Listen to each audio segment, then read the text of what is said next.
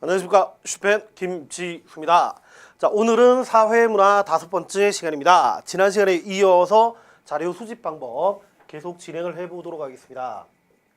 일단 지난 시간 우리 설문지, 그다음 면접 참여 완찰 문헌까지를 했던 걸로 기억하고요.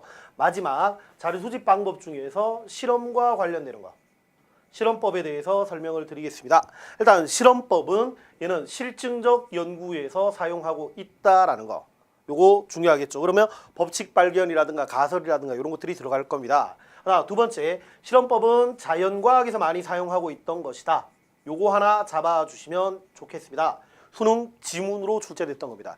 출제는 이유는 그겁니다. 자연과학에서 사용하고 있던 방법을 그대로 사회과학에서 가지고 왔습니다. 그럼 연구 방법 몇 개입니까? 한 개. 네, 방법 이론론이 되겠죠. 네, 거기서 나왔던 내용입니다. 그리고 실험법에서 현재 저희 공무원 쪽에서 가장 많이 출제되고 있는 테마는 실험법에서 사용하고 있는 용어들을 정리하는 겁니다.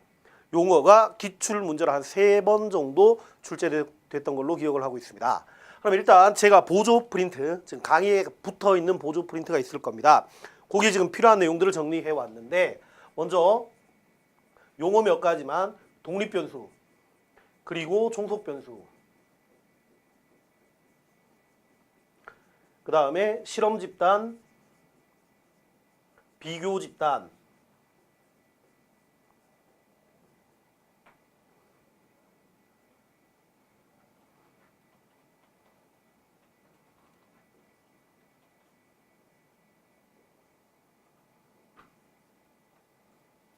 그리고 마지막 통제라는 거, 얘들을 정리를 하고 진행을 하도록 하겠습니다.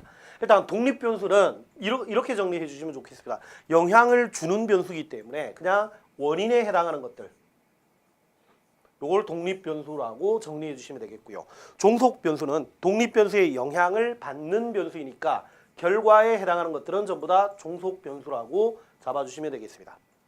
그 다음, 실험법에서 반드시 있어야 되는 집단이 실험집단이고요. 이 실험집단은 생략을 할 수 없는데, 이게 실험집단인지 아닌지를 판단하는 방법은 뭐냐 하면 독립변수가 개입되어 있는 집단, 요걸 실험집단이라고 합니다. 지금 구체적인 예를 안 들고 일단 개념을 먼저 말씀을 드리니까 좀 막연하게 느껴지실 것 같은데요. 이거는 사례에서 다시 한번 확인을 하도록 하겠습니다. 비교집단이라는 건 독립변수가 개입되지 않은 집단을 비교집단이라고 합니다. 그리고 우리 가장 중요한 거, 실험에서 가장 중요한 게 지금 통제인데요. 일단 통제의 첫 번째 의미가 뭐냐면 실험집단과 비교집단, 즉 두 집단이 같은 조건이 돼야 됩니다. 요걸 만드는 것을 통제라고 하고요. 그 다음 외부 변수,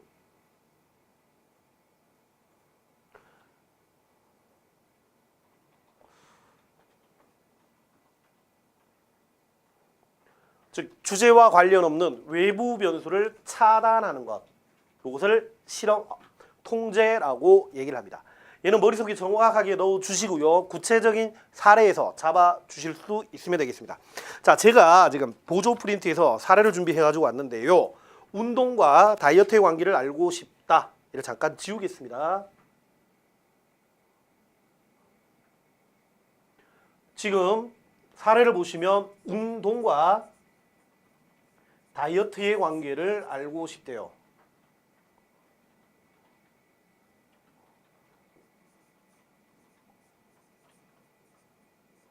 이 분필이 아니라서 좀 글씨가 좀, 예, 그렇습니다.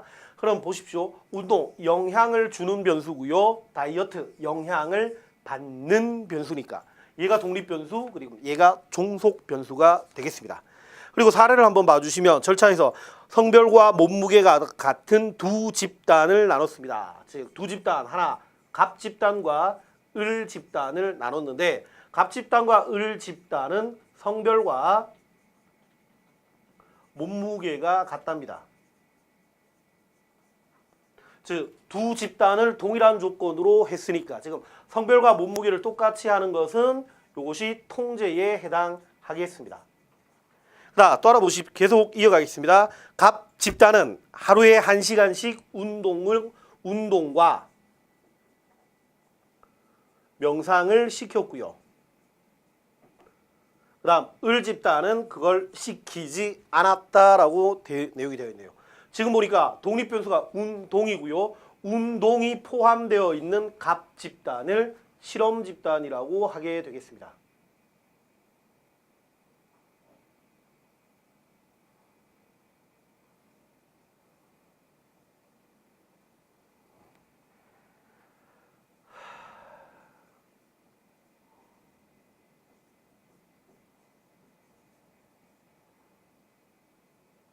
즉 독립변수가 개입되어 있으니까 갑은 실험 집단이고요. 실험 집단과 같은 조건이 있는 을 집단은 비교 내지는 통제 집단이라고 불리게 됩니다. 제가 필기를 비통 집단이라고 했는데 예전에 수능에서 이렇게 출제가 된 적이 있습니다. A 집단은 비교 집단이고 B 집단은 통제 집단이다. 맞냐 틀리냐라는 질문을 던졌는데 사실 이거는 주려고 냈던 문제입니다. 비교 집단과 통제 집단은 같은 집단입니다. 얘를 분리할 수 없기 때문에 외우실 때 아예 비통 집단, 즉 독립변수 개입 안 돼 있으니까 비통하다. 이렇게 정리해 주시면 감사하겠습니다. 그래서 지금 이 내용을 계속 가겠습니다. 1개월 후에 몸무게를 측정하니까 갑 집단은 평균 5kg의 감량에 효과가 있었답니다. 즉 운동을 시켜보니까 얘들은 다이어트가 됐고요. 감량 다이어트 효과가 있었고 얘들은 변화가 없었다라고 되어 있습니다. 그럼 이 실험은 잘된 실험일까요? 아니면 잘못된 실험일까요? 네, 이 실험 잘못된 실험입니다. 이유는 뭐냐면 지금 갑이라는 집단은 운동과 명상을 함께 시켰습니다. 즉 얘들이 살이 빠진 이유가 운동 때문에 살이 빠졌는지 아니면 명상 이것 때문에 살이 빠졌는지를 알 수 없는 거죠. 네, 통제가 두 가지 의미가 있습니다. 즉 두 집단 같은 조건을 만드는 것을 통제라고 하고요. 또 하나 주제와 상관없는 명상, 외부 변수를 차단하는 것도 역시 통제입니다. 이 실험은 외부 변수가 차단되지 않았기 때문에 잘못된 실험이 되겠고요. 그래서 이 결과, 실험의 결과는 신뢰할 수 없게 되겠습니다. 되시겠습니까? 네, 이렇게 해서 실험에서 사용하고 있는 용어, 자 독립변수와 종속변수, 통제와 실험 집단, 비교 집단 요 내용들을 정확하게 잡아 주셔야 됩니다. 기출문제 상당히 많이 있습니다. 자, 계속해서 이제 보셔야 되는 내용이 사회조사 과정이라는 내용입니다. 제가 지난번에 사회과학의 연구 방법을 설명할 때 얘는 두 문제 정도 출제해드릴 수 있다라고 말씀드렸던 바로 그 내용, 사회조사 과정이고요. 제가 지금 수능을 한 15년 정도 준비를 강의를 하고 있는데 사회조사 과정, 이게 실제 문제로 출제되면 고3들이 가장 많이 어려워하던, 물론 고3뿐만 아니고 재수생들도 가장 많이 어려워하던 파트입니다. 그리고 이것도 저희 공무원 쪽에 출제가 되고 있는 내용이니까 내용을 정확하게 잡아주시면 좋겠고요. 그다음 얘를 너무 어려워해서 제가 몇 가지 요령을 만들어 온 적이 있습니다. 예를 들어 볼게요. 제가 어떤 여자를 정말 좋아합니다. 그리고 그녀가 저를 좋아하는지 아닌지가 상당히 궁금해서 제가 사회조사 과정에 따라서 한번 그녀의 마음을 찾아보려고 합니다. 예를 들어 볼게요. 자, 사회조사 과정에서 제일 먼저 한 것이 좀 전에 말씀드렸던 궁금하다라는 거였고요. 그러면 이 궁금증을 해결하기 위해서 나는 작전을 짤 겁니다. 그리고 이 작전을 짠 대로 그 작전을 실천하게 되고요. 실천을 해 보니까 그녀가 나를 좋아하는지 하지 않는지를 알게 될 겁니다. 그럼 아는 걸로 끝나는 게 아니라, 자, 그녀가 나를 좋아한다라면 저도 역시 그녀에게 참 잘해야 될 거고요. 그녀가 나를 싫어한다라면 내가 그녀에게 들이댈 것이냐 말 것이냐를 선택하게 될 겁니다. 이 강의를 듣고 계신 여자 수험생분들 죄송합니다. 네, 그러면 얘를 이렇게 만들었는 게, 자, 우리 사회조사 과정에서 방금 말씀드렸던 궁금이라는 요 파트가 뭐냐 하면 연구 주제 단계입니다. 그리고 얘를 다른 말로 문제 인식이라고도 설명을 하고 있습니다. 그 다음에 작전을 짠다라는 요 부분이 연구 설계 단계고요. 그 작전대로 실천을 한다라는 요게 자료 수집 단계가 되겠습니다. 그 다음 알게 된다가 자료 수집이나 분석을 통해 가지고 알게 되는, 즉 결론의 도출 단계가 되고요. 마지막 들이대느냐 마느냐 하는 걸 선택하는 것이 결과의 활용 단계가 되겠습니다.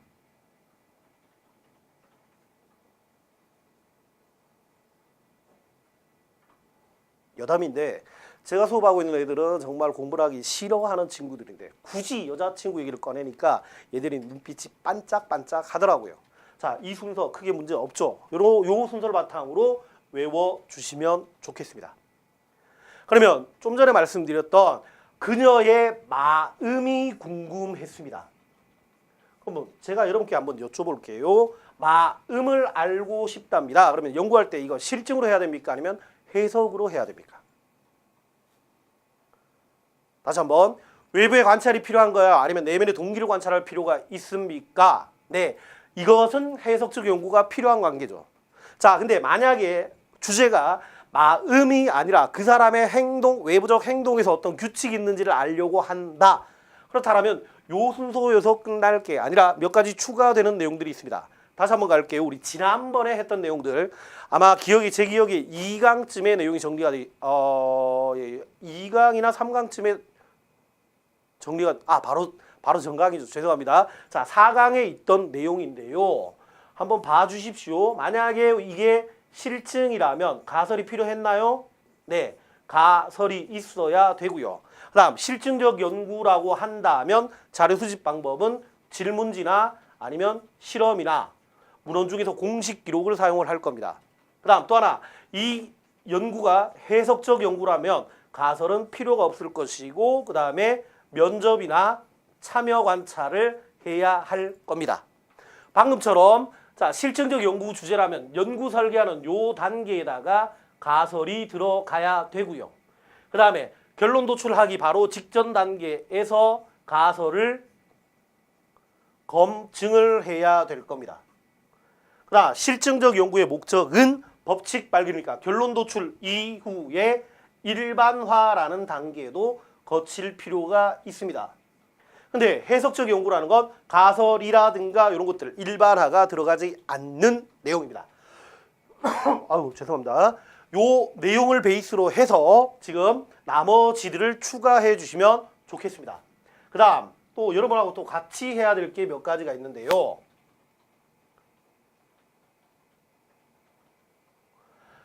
지금 연구 설계에서 죄송합니다.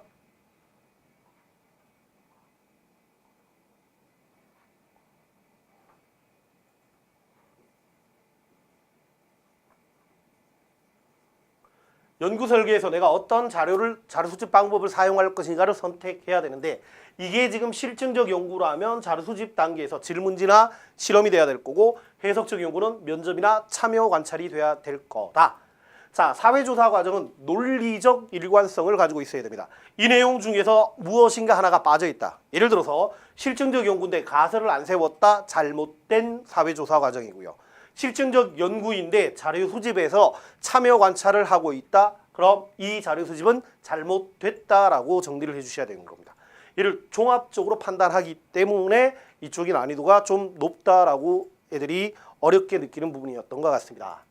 자, 계속 한번 해보겠습니다. 사회조사 과정, 여기에서 또 많이 물어보는 테마가 뭐냐 하면은 가치 중립 분야와 그 다음에 가치 개입이 들어가는 거나 둘 중에 어떤 단계에서 가치 중립이면 어떤 단계에서 가치 개입인지를 잡아주시는 것도 많이 출제되고 있는 내용입니다. 그러면 얘는 이렇게 생각해 주시면 좋겠습니다. 가치 개입이라는 말은 내 생각이 포함이 되어 있으면 가치 개입이라고 하고요. 가치 중립은 내 생각은 절대 들어가면은 안 되는 단계. 요걸 가치 중립으로 정리해 주시면 됩니다. 그러면 한번 볼게요. 궁금한 거 누가 궁금했습니까? 제가 궁금했죠. 그러면 요거는 가치 개입의 단계입니다. 두 번째, 작전 누가 짜나요? 제가 짜죠. 예, 역시 가치 개입입니다. 근데 자료 수집, 즉 작전을 실천할 때 내 생각이 들어가면 왜곡될 수가 있습니다. 예를 들어 볼까요? 제가 100명에게 물었습니다. 그 중에서 99명은 어떤 여자가 저를 싫어한다라고 얘기를 하고 있고요. 딱 한 명이 그녀가 너를 좋아하는 것 같아. 이렇게 대답했다라고 가정을 한번 해보겠습니다. 내 의도는 그녀도 나를 좋아해 주길 바라겠죠. 그러면 99명의 생각을 버리고 한 명의 선택을, 즉 한 명의 생각을 선택한다. 이건 말이 안 되죠. 있는 그대로 받아들여야지. 내 생각은 절대 들어가면 안 됩니다. 그래서 자료 수집 단계는 엄격하게 가치 중립입니다. 그 다음에 결론 노출도 역시 내 생각은 절대 들어가면 안 됩니다. 그럼 보십시오. 지금 99명이 나를 싫어한다라고 생각을 한대요. 그러면 결론은 뭡니까? 그녀는 나 좋아하는 겁니까? 싫어하는 겁니까? 예, 싫어하는 거죠. 있는 거 그대로 받아들여야지. 내 생각을 포함하면 왜곡될 수 있습니다. 요 단계가 엄격한 가치 중립이라는 거 잡아주시면 되겠습니다. 그 다음 마지막, 들이대느냐 마느냐 누가 선택합니까? 네, 제가 선택하죠. 그러면 요 단계도 가치 개입의 단계라고 합니다. 즉 사회조사 과정 중에서 요 두 단계에 해당할 때는 가치 중립이고 나머지는 가치 개입이다라고 정리해 주시면 좋겠습니다. 이것도 저희 공무원에게 아주 많이 출제됐던 테마였습니다. 그 다음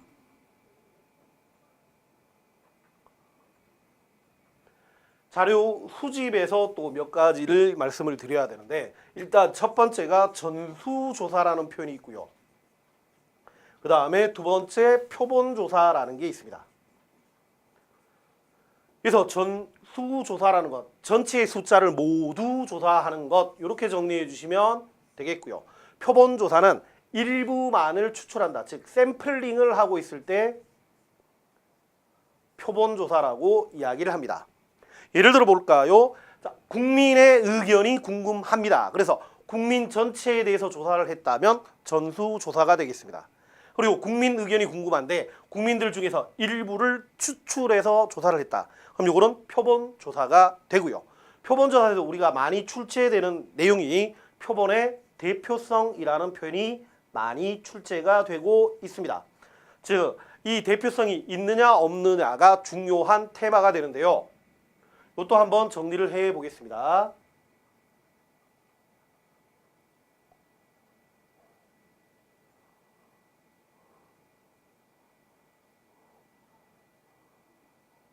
일단 대표성 얘기를 할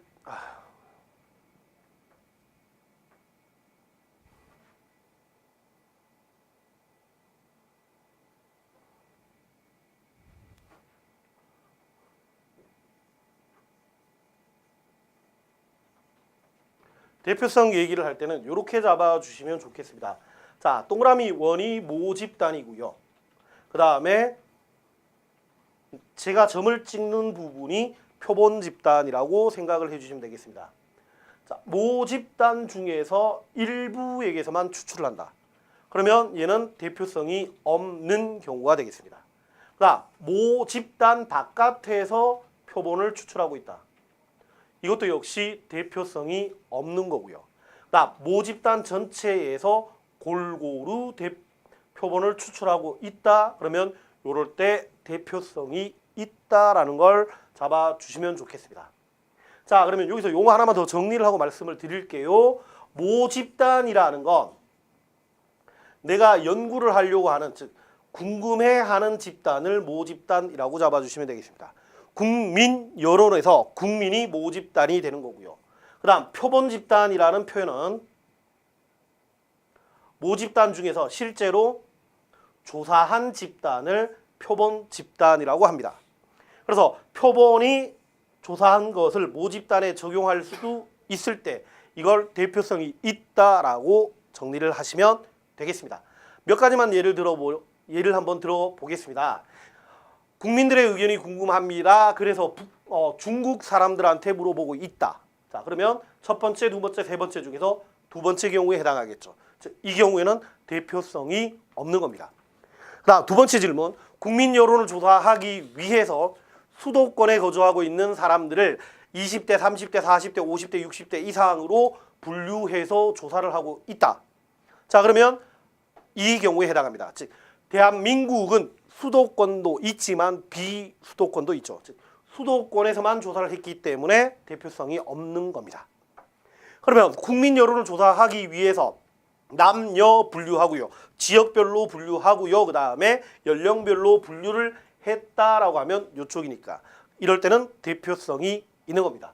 그래서 대표성 있냐 없느냐도 저희 공무원 그리고 수능에서 아주 많이 출제되는 테마니까 정확하게 잡아주시면 좋겠습니다. 다시 한번 말씀드리지만 사회조사 과정은 난이도가 가장 높은 파트 중에 하나입니다. 일단 기본 순서를 먼저 정확하게 잡아주시고요. 그리고 지금 실제 이쪽은 가급적 문제를 많이 풀어봐 주시는 게 중요한 것 같습니다. 얘는 그렇게 정리를 해 주시면 되겠습니다. 자, 그러면 오늘 강의의 마지막 테마, 자, 기본 교재에 보시면 23페이지 보시면 질문지 구성 방법.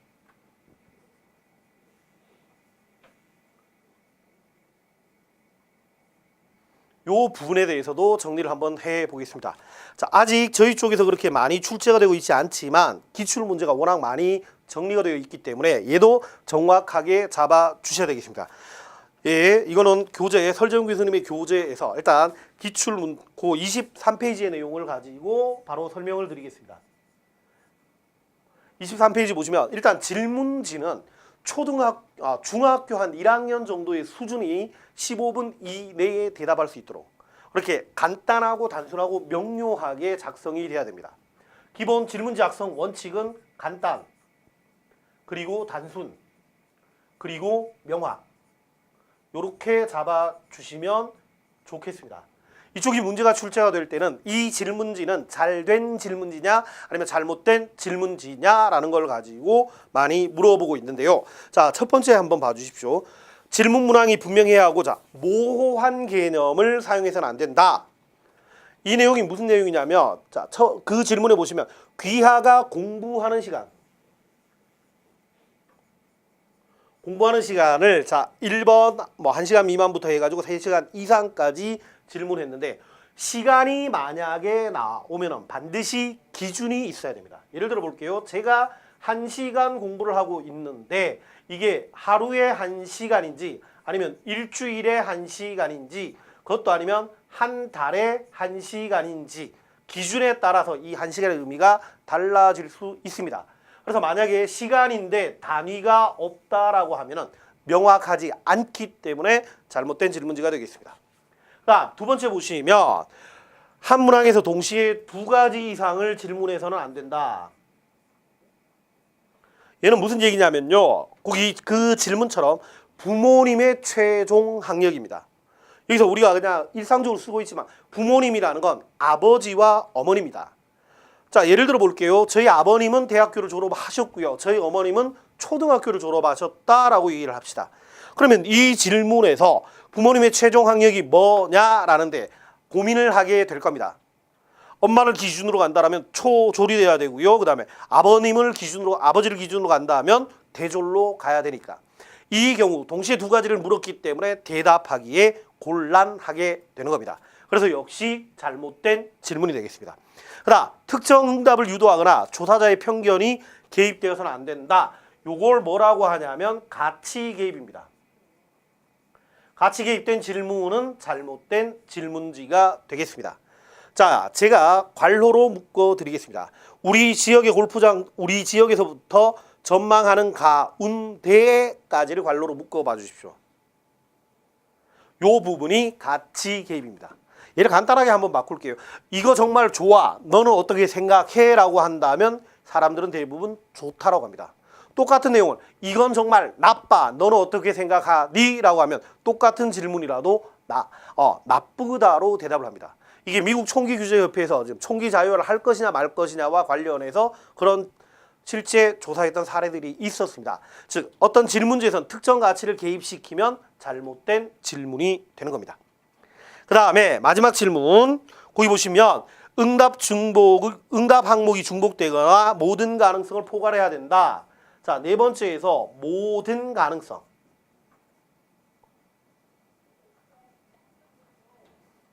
이건 또 무슨 얘기냐면 거기 한번 봐주십시오. 당신의 주된 취미는 무엇입니까? 라는 질문이 있습니다. 제 취미는 등산입니다. 저는 한때 히말라야를 가는 게 꿈이었고요. 그래서 체계적으로 훈련을 받았었습니다. 자, 근데 이 질문에서 제가 대답을 할까요? 못할까요? 예, 넓은 의미로 운동이라고 얘기를 하면 대답을 할 수 있겠죠. 근데 운동과 등산은 저는 조금 다르다라고 생각합니다. 아니면 예를 들어 볼까요? 제 취미를 잠깐 바꾸겠습니다. 저는 음악 감상이 있다라고 해볼게요. 그러면 1, 2, 3, 4 어디에도 대답을 못하게 되겠죠. 이렇게 모든 가능성이 포괄되지 않았다라면 잘못된 설문지가 되겠습니다. 얘도 저희 쪽에서 출제가 가능한 테마이기 때문에 정확하게 잡아주시면 좋을 것 같습니다. 제가 좀 전에 마지막이라고 말씀을 드렸는데 지금 강의 시간을 보니까 지금 시간의 여유가 조금 있는 것 같으니까 그 뒷부분도 연결해서 한번 같이 정리해 보겠습니다. 얘가 그렇게 심도 있게 중요한 내용은 아닌데요. 얘가 수능 쪽에서 기출 문제가 많기 때문에 이쪽 저희 공무원 쪽에서 출제될 가능성도 있다라고 보여집니다. 물론 아직까지 저희 공무원에서 출제되진 않았지만 출제가 된다라면 요 정도 내용만 정확하게 잡아주시면 좋을 것 같습니다. 즉 여기서 지금 정리하셔야 되는 게 사회과학의 연구태도에 대해서 정리를 한번 해보겠습니다. 질문에 따라서 연구태도 내지는 탐구태도 이런 식으로 문제가 나오고 있는데 얘는 결국 같은 말입니다. 자, 연구태도라는 질문이 나왔다라면 가장 많이 물어보는 게 객관적 태도, 그 다음에 개방적 태도, 상대적 태도, 그 다음에 성찰적 태도. 크게 요 네 가지 중에서 많이 나올 것 같습니다. 얘들이 가장 중요하고요. 그 다음 이쪽에서 접근을 할 때 성찰이라는 말은 따져본다라는 말로 정리를 해주십시오. 그냥 수동적으로 받아들여보는 게 아니라 능동적으로 따져본다. 이런 표현들이 성찰적 태도입니다. 그래서 여기서 많이 사용되고 있는 지문이 성찰적 태도, 즉 따져보니까 그 안에 담겨있는 내면의 의미를 이해할 수 있게 된다. 이런 표현들이 많이 출제가 됩니다. 그다음 상대적 태도는 그들의 입장이라고 정리해 주시면 좋겠습니다.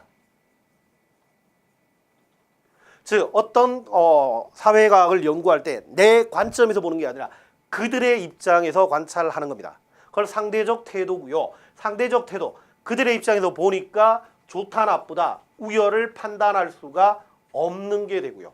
그들의 입장이니까 이런 보편성보다 특수성이 강조되는 태도입니다. 이게 지문으로 많이 나왔던 내용입니다.